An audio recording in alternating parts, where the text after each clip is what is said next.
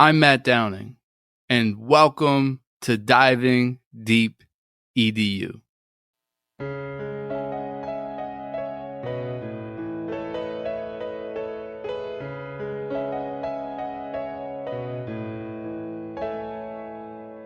Curious conversations with all types of peeps. Encouraging innovation, we are diving deep. Certainly education is what we like to speak. Fervent with dedication, now it is time to teach. Yeah.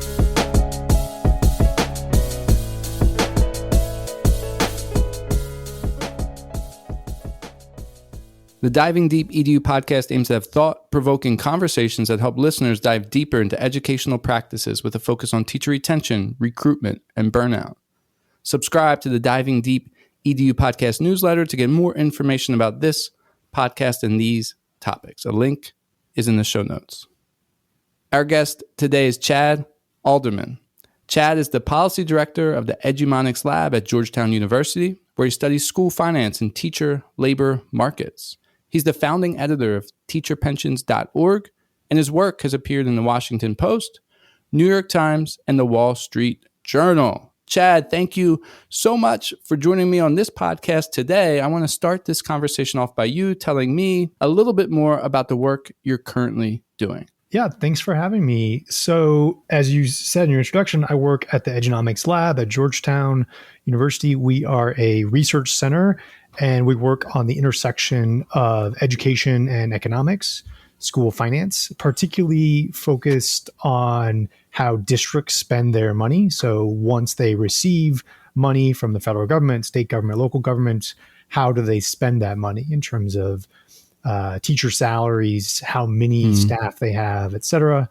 That's our high level. We have a certificate in education finance program where we help people go through and learn the basics of school finance, as well as how to use money strategically and wisely.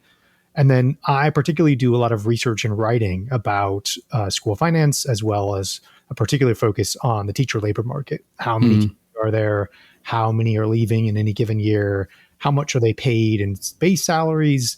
How do their benefits look like? How has all that changed over time? Yeah, that's interesting, and it's important work, I'm sure, especially with the labor market today and the way the finances are happening. I'd like to get some of your insights. We're not going to be able to get all of your insight into all of those deep topics today, but I want to start off by talking about the teacher labor markets, right? And I want to get your insight into a couple aspects, but I want to focus it on one aspect to start. So I've heard different takes. I've heard the one take on the one side, and I know we can be somewhere in the middle, right? And we're not always in these extremes, but I hear one take that says we are in a teacher shortage as a result of the pandemic, right? We need to fix it.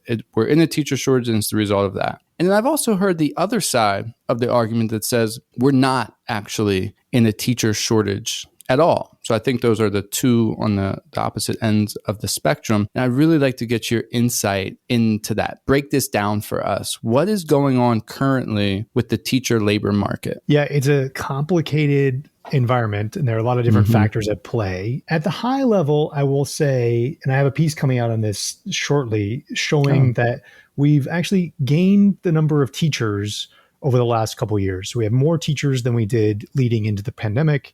Meanwhile, we're serving fewer students. So most states have been reducing their teacher-student ratios. So there are more adults, more teachers in schools on a per-student basis than there were pre-pandemic.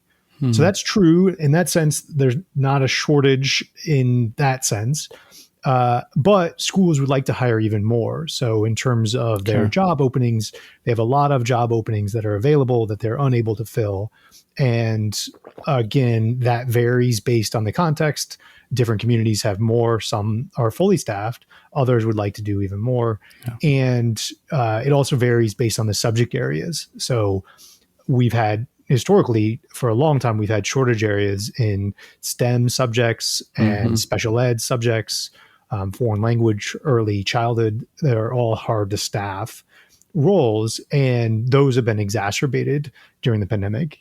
On top of that, we also have a supply challenge. So we were preparing about 20 to 30% more teachers about a decade ago than we are today. So there are fewer people coming out of teacher preparation programs that are being prepared to teach.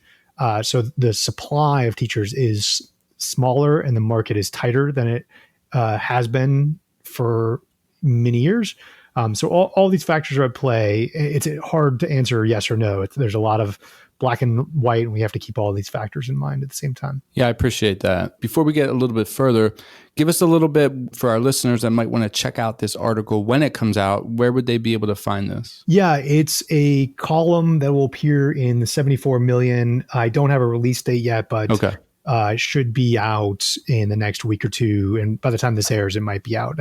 I'll send you the link for that. Okay, great. And if it's out, I'll link it. If not, check out 74 million. And I think that's where I found your work. Different articles was on that site, and that's how we got connected. A little bit follow up. So speak to this, right? There's a tightening of the market, but I'm just going to paraphrase this and correct me if I'm wrong, but maybe there's not a shortage across the country. But now I want you to speak to the school district that hears that, and they might hear the data, but then they also say, wait, hold up a second, Chad. Like, we have a job opening for ELA. That's not a high demand position. And 5 years ago, I got 30, applications. And this year it's been out for a week and I have one. So what does that show about the labor market? Yeah, lots of things going on there. Again, I think there is a tightening of the market. There are fewer people going into teaching than there were 5 years ago, 10 years ago.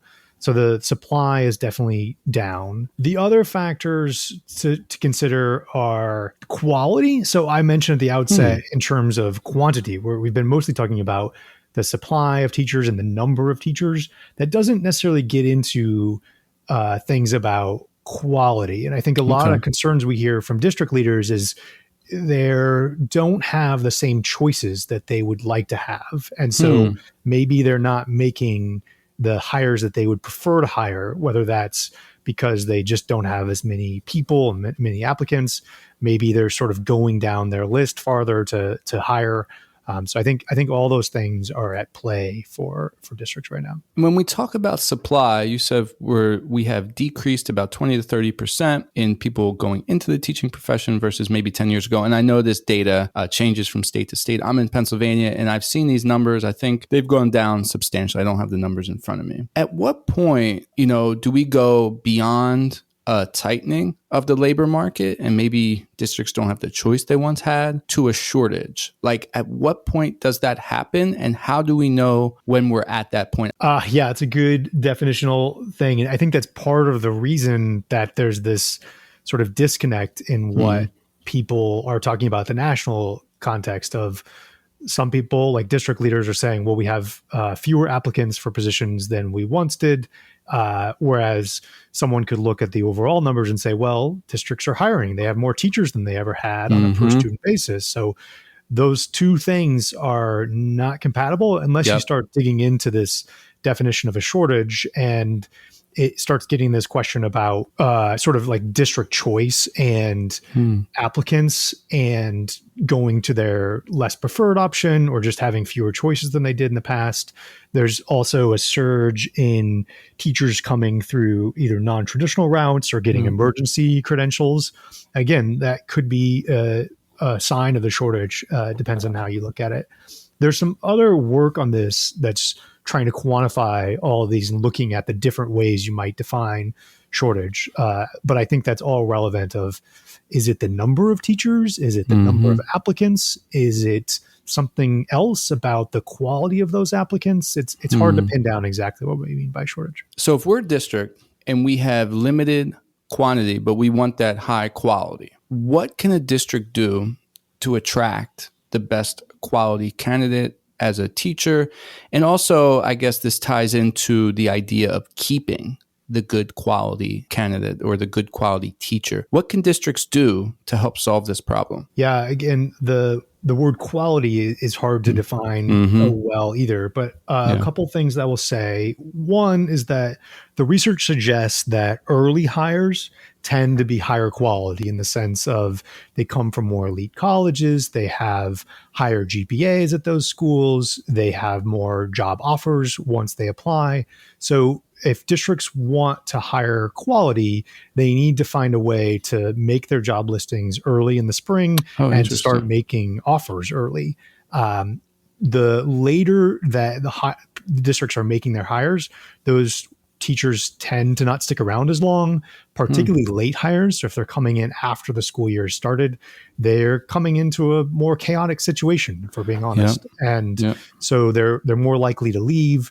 Those teachers tend to be less qualified in the sense that they come from less elite colleges. They have lower GPAs and they have fewer offers for different teaching roles. So the hiring timeline, I think, is one thing that districts can manage.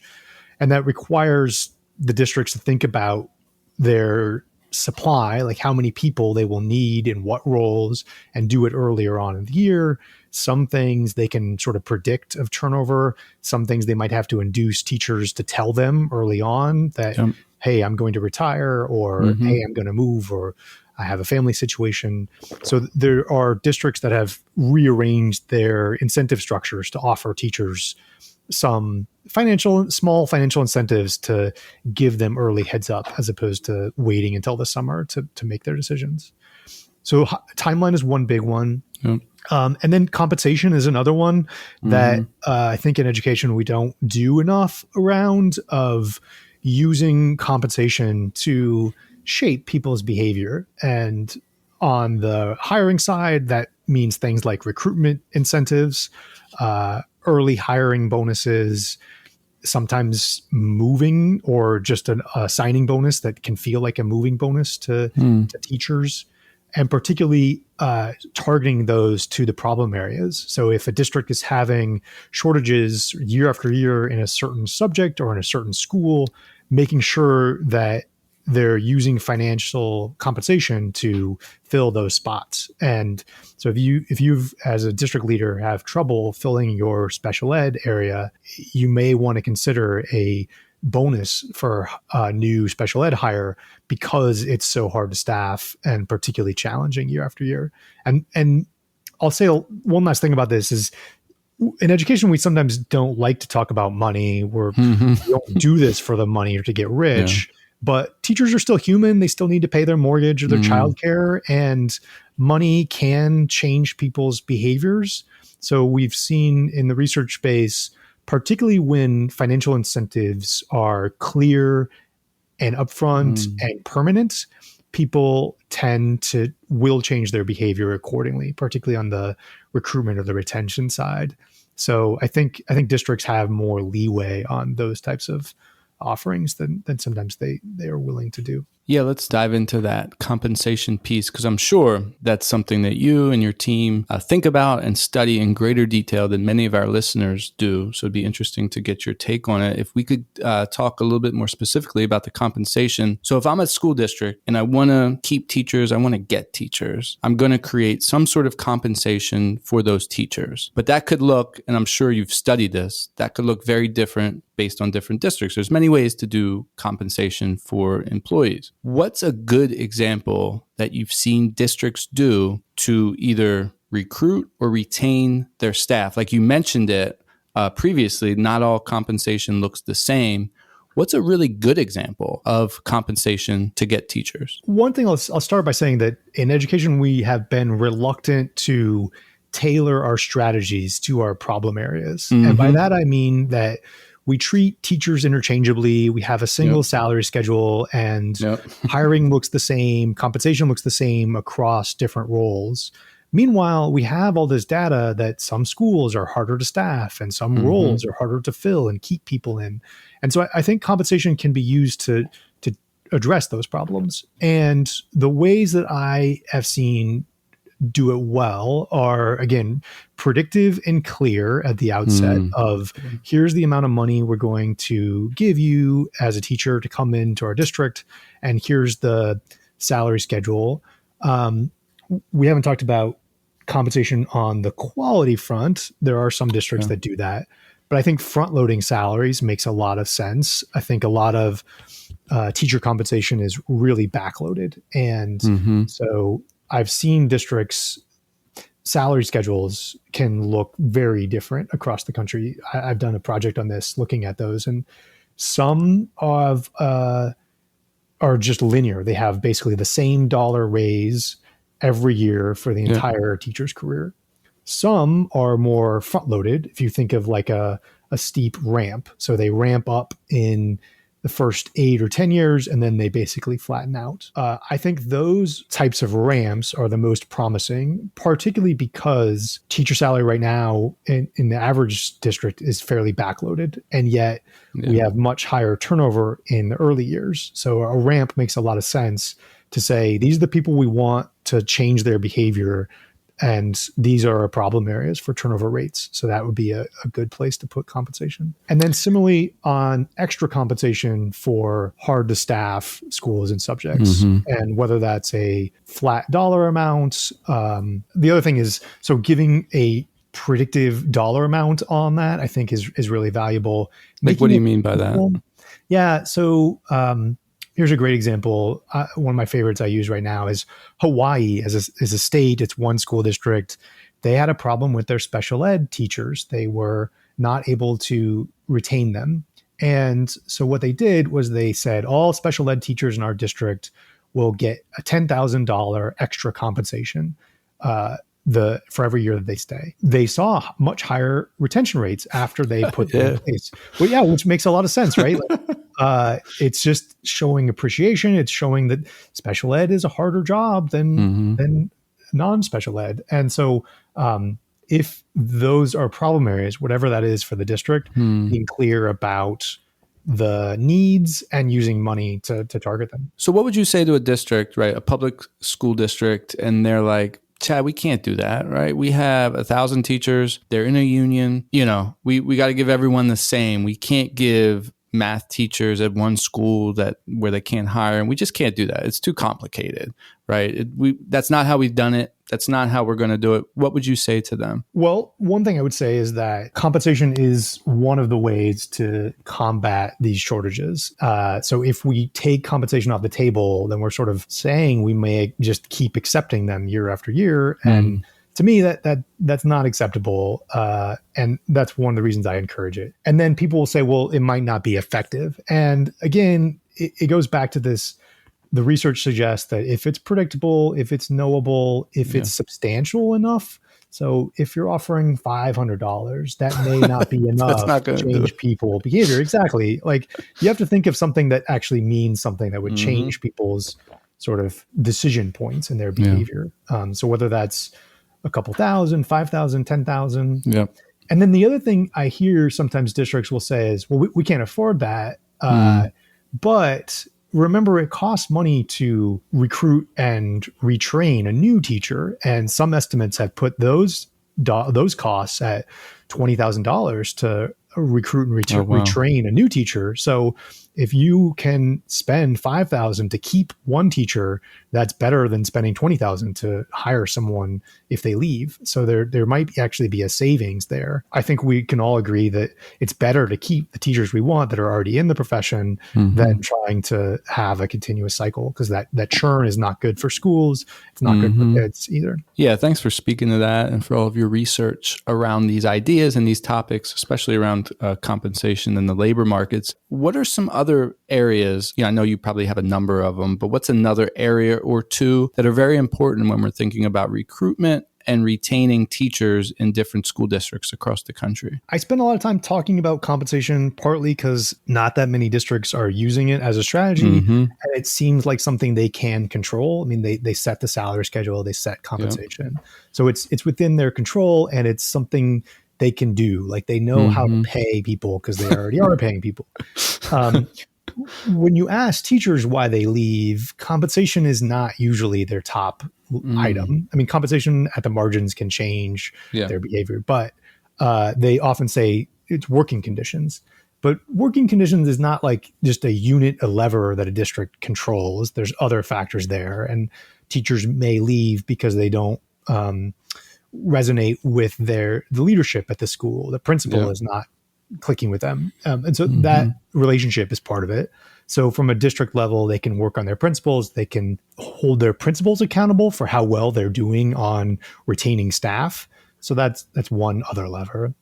And then the other lever that I think is really promising right now is there's a movement to change the teacher workday and to create new teacher roles, like master and mentor teacher roles, so that it's not just a teacher goes into their one single classroom and they're off by themselves and every teacher is doing that. These types of work creates different roles. So they're more like working in a team, and they have coaches that help individual teachers. And then young teachers can grow into those coaching roles over time. A couple particular examples I'll give. One is called the Opportunity Culture. Started out of North Carolina and now has a couple hundred schools across states, mainly in the South, East, of schools that are rethinking the teacher workday.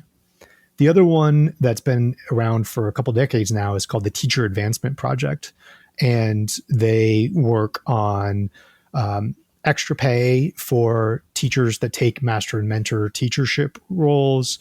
They have to have evaluations, high quality evaluations to identify the people to fill those roles. They do things on the coaching aspects as well. And so those are just two examples. There are others out there of changing the teacher work role and career ladder. I think those are promising, and some of the evidence behind those models suggests that teachers like them. They like working in a team. They can see a pathway forward where they don't have to leave the classroom or don't have to stop working with kids. And it gives them more flexibility too. So if they have a team, they're not solely dependent on leading a classroom all day, every day. They can, go to a doctor's appointment and school doesn't have to come to a grind to a halt. My sister just started teaching in Delaware, and she's in an example, kind of what you're talking about. There's two people in the classroom and they team teach, and you have a mentor teacher, and then you have my sister who is certified. She's gone through all the certifications, student teaching, everything. She's a teacher, but she's with that person and they're team teaching for the foreseeable future. Like for this year, she started last year, and for this year and maybe into next year, like we don't know how long that will go. They might keep it going, for however long they can afford it. And for her, that's made a world of a difference. For her as a first year teacher, she can have some guidance from the other teacher. The teacher could have some of these new ideas with her, and they can be together throughout the day. But one person takes the lead on one lesson, the other one takes the lead on the other lesson. They don't leave like to go to the teacher lounge and just chill. They're working together. And I think it's helpful for her and it's helpful for the students. And one thing I asked her, and she didn't know, but I want to ask you, like, how would districts afford this? Because they're paying in that situation two teachers to be in one classroom, and there's a couple of those classrooms throughout the school. Not every classroom is like that. They pick it specifically for high needs classrooms. How are districts affording this? Yeah, so I've talked to the Opportunity Culture and the Teacher Advancement Project folks, and what they've said is there is a transition period where they need to plan and figure out how it will work, but they are able to make their staffing arrangements with their existing ongoing operating budgets. And there are trade-offs there. They might be, so in the example you give in the two classroom, the team teaching, there might be more students per classroom, or maybe they have a different type of staffing roles with fewer instructional aides, whatever that might be. They're able to come up with a way to make it work and to have these team-based approaches as opposed to sort of teachers operating in silos. Yeah, so they're sort of taking a step back and they're looking at their budget, and then they're seeing if they want to allocate different monies to different areas, and maybe they get rid of this and add, a teacher. And if it goes well, then they can advocate to get more funding, and then they can go that way. So that's interesting. I think a lot of times, I'm in public education, we feel like we're sort of stuck in doing things the same way they have been done. And I think what you're bringing to our conversation, what you're bringing to the surface, is that things could be done differently. Things could be done differently with the compensation. Things could be done differently with the way that the teaching is occurring through these examples that you're bringing up, like opportunity culture and teacher advancement. And that's interesting to me, and that's exciting and invigorating, because we're looking at the problem and trying to innovate around it. Before we move on any further, I wanted to ask one more question about working conditions. So I know that that's a big deal. And I also appreciate that you were saying teachers might say it's working conditions, and they do say working conditions is why they're leaving. but compensation might still be a part of that working condition. So even though they might not voice that as one of the things that's part of it, but as we think about working conditions, what's one aspect of working conditions that sort of rises to the surface that's important to teachers? There's a lot there. It's hard to unpack. And so if one teacher says working conditions, they might mean something different than someone else says the same thing. I think some of it right now in particular, there's a lot of stories out there about student discipline problems and just the transition from over the last couple of years of we went fully virtual and then we are back in person or hybrid. And so the expectations are different. Also heard a lot about parental pressures over the last few years and how that's working out. And I think that makes it harder to be a teacher. And then just like pre-pandemic, like baseline is the relationships or sort of isolation of being a teacher and lack of relationships. Some teachers will say it's about autonomy and the choices they're able to make in their classroom, whether that's curriculum or other sorts of practices that they're able to implement. And then other people will think of the relationship they have with their building lead. And there's this saying that people don't quit jobs, they quit bosses.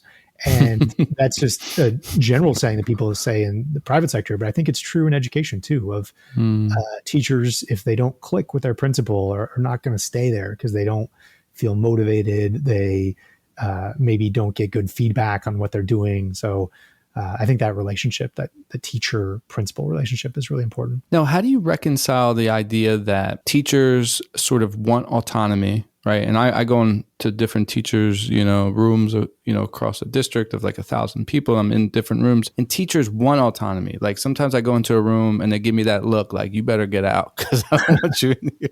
But then you brought up the great example of the power of team teaching, how that can invigorate a teacher and keep them in the profession. So like, how do we reconcile those two like realities that teachers in some sense, might look at you like, I'm closing my door, this is my domain. But then when we give them, another person to have this relationship and this collaboration, it's sort of like, sets them up for future success. How do you interact with both of those realities? The word autonomy is similar to, we've had discussions about things like the words like shortage. There's lots of definitions. Yeah. A couple things I would say there. One, all teachers will vary. There's lots of different opinions on what autonomy means to them and how much of it they want. The examples I gave earlier, like opportunity culture and the teacher advancement project, they only go into schools when a majority of teachers are on board. And the teacher advancement project in particular they used to, I don't know if they still do this, but they used to require a vote of teachers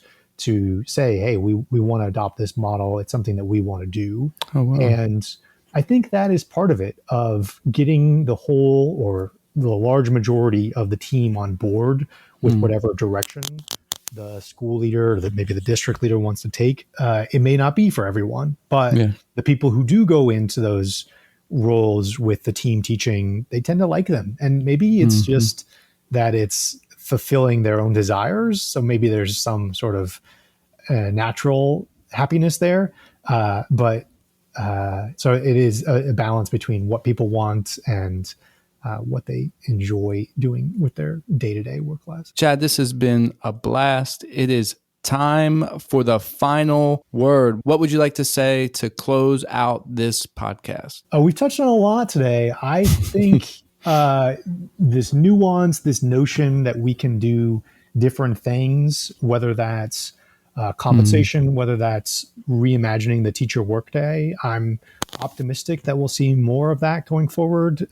It has been growing in number of schools that are reconsidering the teacher workday. And I think that is tied into some of these conversations about autonomy and compensation and evaluation and also like the pipeline of getting into the profession. So I am optimistic about all those developments. And I guess that's the final word I'll leave you with. Yeah, thanks for that optimism. Before we end, who do you want to give a shout out to? I've given a shout out to Opportunity Culture and Teacher Advancement Project. I'll give a shout out to a couple researchers on teacher shortage and teacher compensation that I really enjoy.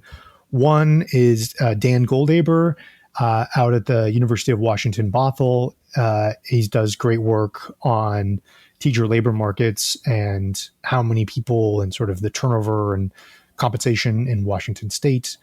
The other person that I think your listeners might enjoy is Matthew Kraft, based out of Brown University. Yeah. And he's done a lot of work on sort of the state of the teacher profession and all the changes that have been going on around the teachers' workforce. Chad, thank you so much for joining me on this podcast and all of your insight. Listeners, thank you for joining us on the Diving Deep EDU podcast. If you liked this episode, subscribe, rate, review, and share it out. Until next time. Wow, it's time to reflect. That's astounding. You've been checking out the podcast from Matthew Downing. Hope you like diving deep like a scuba diver. And the show provoked hope, that's our true desire.